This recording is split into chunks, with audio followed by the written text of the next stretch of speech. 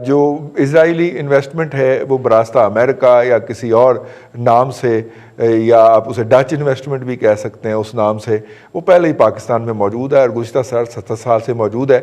اور دوسری بات یہ ہے کہ اکنامکس کے حوالے سے موجودہ جو رجیم کو سیل کیا گیا کہ دیکھیں ان کو مانگنے کا کتنا تجربہ ہے، 1992 سے یہ مانگ رہا ہے، اور اس کے کہنے کے اوپر تو ڈالر کی بارشیں ہو جائیں گی، اور پھر وہ ڈالر کی بارش کی بجائے ہمارے اوپر کسی اور چیز کی بارش ہوگی۔ تو اس بات کو، اکانومی کو تو ہم نکال دیں۔ اسٹریٹجیکلی کواد 4 جو ہے وہ بنا دیا ہے امریکہ نے ایک پلیٹ فارم، اور اسرائیلی ان کے ٹیکنیکل سپورٹر کے طور پہ ساتھ ہے، آسٹریلیا، جاپان، انڈیا اور امریکہ اس کے پارٹنر ہیں۔ ہماری جگہ اسرائیل کو تسلیم کر کے ہم کیا حاصل کریں گے اسٹریٹجیکلی؟ سر میری رہنمائی فرمائیے۔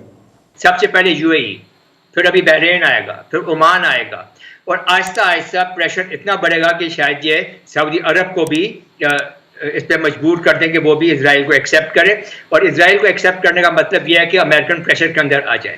اور امریکنس کی سب سے بڑی جو تھریٹ ہے وہ ان کو یہ ہے کہ اگر آپ ہماری بات نہیں مانتے، جیسے کہ پریزیڈنٹ ٹرمپ نے ایک اعلان بھی کیا تھا کہ سعودی عرب کی جو حکمران فیملی ہے وہ ہماری مدد کے بغیر 2 ہفتے نہیں پاور میں رہ سکتی، تو شاید وہ بھی ایک لیوریج ان کے پاس ہے جس کو وہ استعمال کرنا چاہیں۔ ایک بات تو یہ ہوگی۔ دوسری بات آپ یہ دیکھیں مسلم ورلڈ کو انہوں نے کس طرح سے تقسیم کیا ہے۔ اب مسلم ورلڈ عرب اور نان عرب میں تقسیم ہو گئی ہے۔ عرب ایک سائڈ پہ ہیں، نان عرب ٹرکی، ایران، ملیشیا، جس سے پاکستان بھی ملیشیا جا رہا تھا، اس کو سعودی عرب نے روک دیا۔ اب یہ 1-2 گروپنگز جو ہیں صاف ابھرتی ہوئی نظر آ رہی ہیں۔ اگر ابھی تک مٹیریلائز نہیں ہوئی، فارملائز نہیں ہوئی، تو ان کے آثار نظر آنے شروع ہو گئے ہیں۔ تو یہ میرے خیال میں ایک مسلم ورلڈ کے لیے ایک بہت ہی خطرناک صورتحال ہے۔ ہمیں اپنی یونٹی جو ہے اس کو برقرار رکھنا چاہیے اور اس کو ٹوٹنے نہیں دینا چاہیے۔ اسی پیرائے کے اندر ایک اور سب سے بڑی اور سب سے ڈینجرس موو جو ہوئی ہے وہ ہوئی ہے کہ سعودی عرب اور پاکستان کے اندر ایک سپلٹ کریٹ کرنے کے لیے ان دونوں کے درمیان میں سپلٹ آنا نہ صرف یہ کہ مسلم ورلڈ کے لیے بہت خطرناک ہے، سعودی عرب کے لیے بہت خطرناک ہے، پاکستان کے لیے بہت خطرناک ہے۔ اب رہی بات اسرائیل کو ریکگنائز کرنے کی، ہم کیوں ریکگنائز کریں بھائی؟ ہمیں اس کا جتنے بھی انٹر اسٹیٹ ریلیشن ہوتے ہیں اس کے کوئڈ پرو کو ہوتا ہے کہ اس کے بدلے میں ہمیں کیا مل رہا ہے؟ کہ ہمارے سارے لونز رائٹ آف ہو جائیں گے؟ کہ ہمارے اندر فورن یہ جو ڈائریکٹ انویسٹمنٹ آنی شروع ہو جائیں گی؟ کیا ہو جائے گا؟ کچھ بھی نہیں ہوگا۔ پاکستان کی تیسرے سال آج پارلیمنٹ کا شروع ہوا ہے، اور ہماری پارلیمنٹ کے قومی اسمبلی کے اندر ایک قرارداد ابھی تک پڑی ہوئی ہے انسالوڈ۔ وہ وڈرا بھی نہیں ہوئی، اس کو مسترد بھی نہیں کیا گیا، اور اس کو آگے بھی نہیں بڑھایا گیا۔ اور وہ کوئی مسز حدید ہیں، وہ کسی بریگیڈیئر صاحب کی، ریٹائرڈ بریگیڈیئر صاحب کی وائف ہیں اور ایک سرونگ میجر صاحب کی والدہ ہیں۔ انہوں نے اسرائیل کو تسلیم کرنے کے حوالے سے قرآن و سنت سے ثابت کر کے یہ ثابت کیا ہے کہ ہمیں اسرائیل کو تسلیم کر لینا چاہیے۔ وہ قرارداد جو ہے اس کو آگے نہیں لایا گیا جی، وہ پینڈنگ پڑی ہوئی ہے۔ یہ میں نے کہا میں یاد دہانی کراتا چلوں۔ فاروقی صاحب، میں صرف یہ جاننا چاہ رہا ہوں کہ اس علاقے کے اندر پولیٹیکلی ٹھیک ہے جی، لوگوں نے بحث شروع کروا دی اگر جی اسرائیل کو تسلیم کر لیا جائے، اوکے، کیوں کر لیا جائے جی؟ کوئی فائدہ ہو؟ اسٹریٹجیکلی برگیڈ صاحب نے بتا دیا کوئی فائدہ نہیں ہے۔ پولیٹیکلی کیا فائدہ ہو سکتا ہے جی اس خطے کے اندر؟ کہ کیا اسرائیل اپنا اثر بھارت کے اوپر استعمال کر کے تو ہمیں کوئی ریلیف لے کے دے گا کشمیر کے اوپر، جوناگڑھ کے اوپر، منودر کے اوپر، حیدرآباد، دکن کے اوپر؟ ہیں مطلب کوئی اس طرح کی ہم کوئی بیوقوفی یا خام خیالی میں رہنا چاہتے ہیں؟ رضی صاحب، اگر تو جذباتی بن کے سوچنا ہے اور اس کو بھی سلیبس کا مسلسل ایک حصہ رکھنا ہے تو پھر تو آپ اس طرح کی جو ہم باتیں کرتے ہیں کہ ہمارے ہاں رائے عامہ نہیں بنی، ہمارے ہاں یہ لوگوں کی بہت زیادہ رد عمل آئے گا، اور جس قوم نے بنگلہ دیش تسلیم کر لیا ہو، جس ملک نے اپنا بازو الگ ہوا اس کو تسلیم کر لیا اور 1.5-2 سال کے بعد وہاں کیا فیصلہ نہیں ہو سکتا؟ یہ ابھی تک دیکھیے پاکستان میں ابھی اس طرح کی سیریس ایفرٹس اس طرح ہوئی نہیں تھی، اس لیے کہ ہمارے جتنے اتحادی ہیں انہوں نے ابھی اس طرف اسرائیل کو اس طرح سے ایکسیپٹ نہیں کیا تھا، بالخصوص مسلمان ملکوں نے۔ اب یو اے ای نے کر لیا، سعودیہ والوں نے اپنا، ظاہر ہے کہ انہوں نے اپنا ایک فیس بھی اپنا رکھنا ہے دنیا کے سامنے۔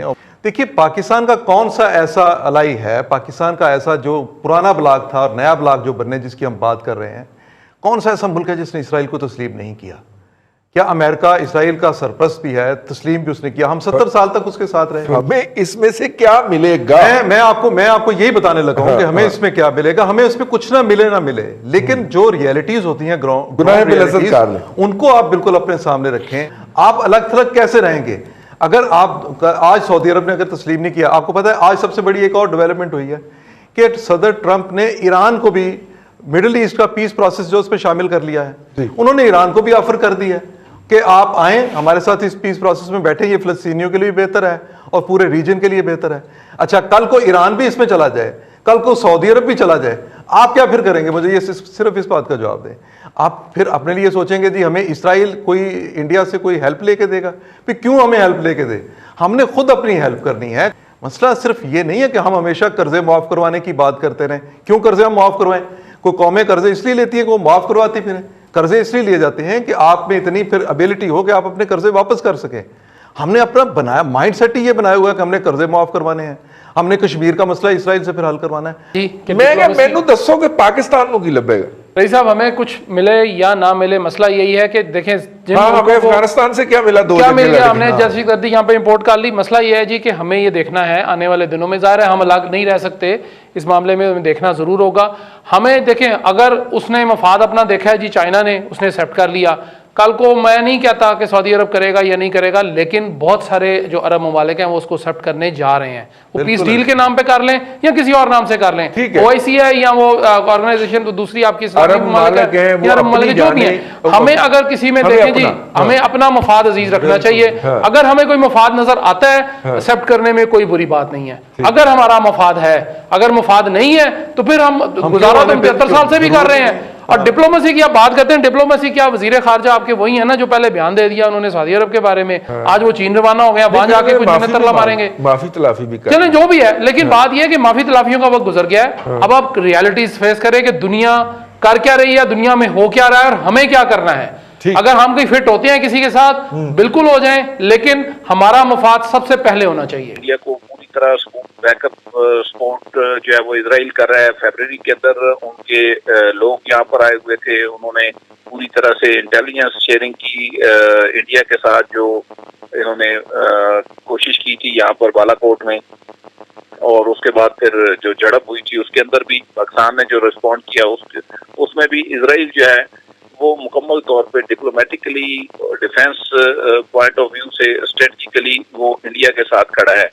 تو عربوں کو اگر ایک طرف بھی رکھا جائے باقی UAE وغیرہ کے معاملات کو, تو پاکستان کے اپنے جو معاملات ہیں اس کے اندر اتنا بڑا یو ٹرن جو ہے وہ کسی گورنمنٹ کے لیے پاسبل نہیں. سیکنڈلی یہ پبلک اوپینین ہے وہ سوائے ایک وہ جو لبرل ہمارے ہاں یا جن کے لیے جو ہے وہ کچھ بھی کہہ دینا بڑا آسان ہوتا ہے.